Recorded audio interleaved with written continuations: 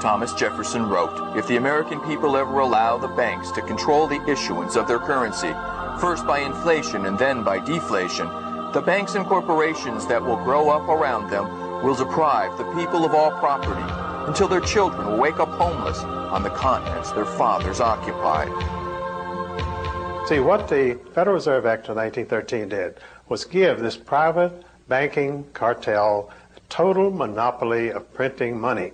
So what you had here was a complete takeover of the government of the United States by these private bankers. They've owned it ever since.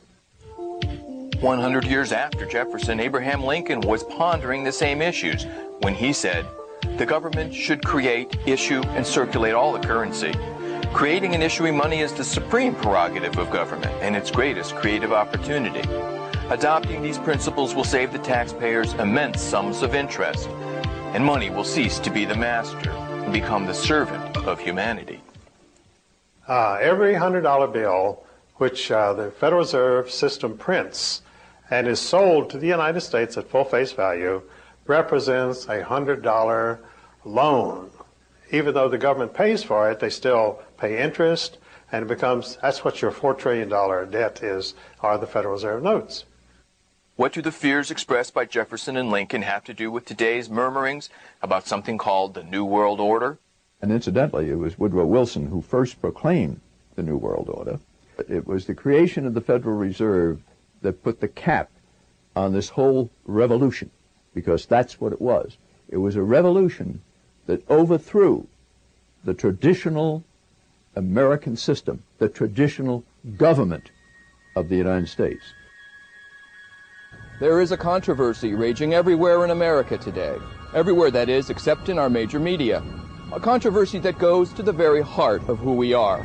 Are we citizens of the greatest democracy on the face of the earth? Are we captains of our own fate? Or are we merely pawns in the geopolitical strategies of shadowy international financiers?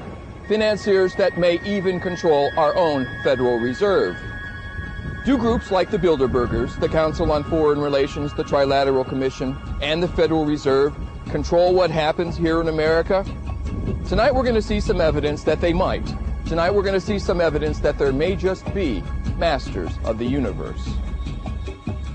Tonight we will visit the scene of a crime so perfect that for almost 30 years no one knew that it had even taken place.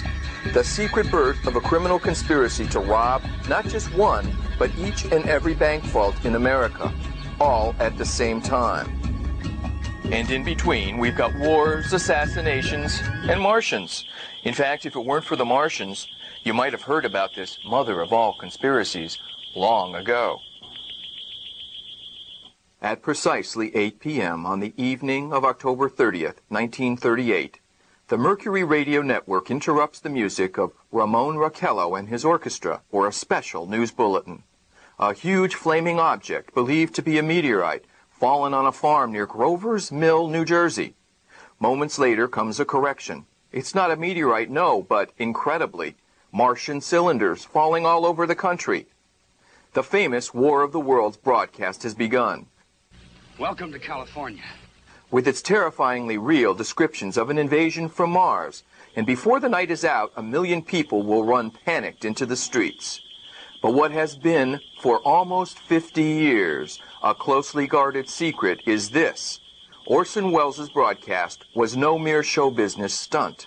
It was an experiment in fear, a psychological warfare test conducted for the Rockefeller Foundation. And when the results were published 2 years later, they were available to only a few well-chosen people. An elite whose very existence is denied in our mainstream media, who, safely hidden behind the curtain of history, may be pulling the strings of our government, our press, and even our Federal Reserve, may indeed be the masters of the universe. Since when you wave to White Flag, you want to be friends?